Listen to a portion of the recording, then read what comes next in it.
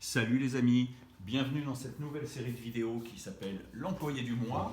Moi sans S, parce que c'est moi qui l'ai fait, parce que c'est moi qui vais vous lire les premières minutes d'un roman ou d'un essai. C'est moi qui vais l'associer à un vin ou à un alcool. Et il n'y en aura peut-être pas tous les mois, ou plusieurs par mois. Donc il fallait virer le S. L'île des larmes de Laurence Hubert Souillot, aux éditions La Grange Batelière. Baptiste quitte le village des Moussures dès le lever du soleil. Taraudé par la colère et la rancune, il a mal dormi. Il compte bien, après quelques heures de marche, rejoindre l'oncle, là-haut Ernest qui garde le troupeau au pic du Couret. La journée s'annonce belle, c'est toujours ça. Un vent vif pique les joues du garçon, il allonge le pas. J'en peux plus, oncle Ernest va m'aider, c'est sûr. Lui raconter la dispute d'hier soir, les hurlements, les brimades, les coups, me frapper à mon âge. Baptiste quitte le chemin pierreux et s'engage sur un sentier étroit qui monte droit jusqu'au ciel bleu de septembre. Il laisse derrière lui les derniers jardins du village et s'enfonce dans un bois de châtaigniers touffu, sombre. Le sol en est spongieux et il arrache en rugissant des plaques de mousse qui tapissent les premiers rochers. L'odeur de terreau, de feuilles infusées, dans les flaques, imprègne l'air. Les yeux noirs du garçon scrutent les fougères à la recherche de cèpes qu'il tranche d'un coup sec de son couteau et pose ensuite délicatement dans sa besace. Ce geste machinal l'apaise un instant. Puis il traverse la clairière, cercle lumineux de gazon frais et de rues. Brusquement, le sentier fait un coude vers la forêt de Mélèze. Le monde noir avant l'estive. Quand Baptiste atteint le haut du col, la sueur glace sa nuque et poisse ses cheveux bruns. Il s'octroie une pause à l'abri d'un rocher de granit qui surplombe la vallée. Une herbe épaisse et glissante borde le précipice. C'est le gispet, aussi dangereux que la glace. Qu'une brebis s'y aventure et elle disparaît, happée par le gouffre. Le dos appuyé à la roche, Baptiste observe entre ses pieds son village natal. Enfant, il regardait avec tendresse les toits d'ardoise luisant au soleil, les taches claires du foin dans les granges, et en automne, sa saison préférée, les jardins, où les vendangeuses colorent de pourpre l'or terne des maïs passés.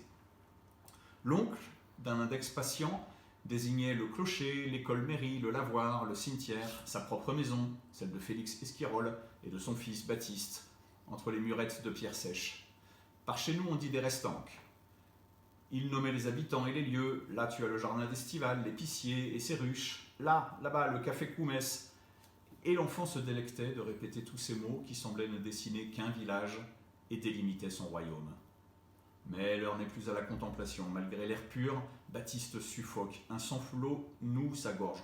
Non, je ne pleurerai pas. Se battre? Jamais je ne resterai un paysan. Tu entends? Jamais. Plutôt crever. Je serai montreur d'ours. Voilà, c'était les premières minutes de L'île des larmes de Laurence Hubert Souillot. J'ai adoré ce livre qui est un premier roman publié par les très précieuses éditions de La Grange Batelière, tout petit éditeur. L'idée n'est pas de gloser sur le livre, mais juste de vous donner comme ça les premières pages, les premières lignes, les premières minutes et de vous donner envie de le lire. C'est vraiment un texte que j'ai adoré, construit en deux parties. On est au début du siècle, XXe siècle, en plein milieu des Pyrénées ariégeoises, et on va suivre les aventures de ce jeune Baptiste qui ne veut pas devenir paysan et qui souhaite être montreur d'ours. Donc on va croiser évidemment l'ours des Pyrénées, et une très très belle aventure dans une facture très classique, mais un très très joli texte qui m'a beaucoup touché, beaucoup ému, et avec lequel on voyage aussi un peu, car l'île des larmes, pour vous donner un petit indice, c'est le surnom que donnaient les immigrants à Ellis Island. Voilà. Et avec ça,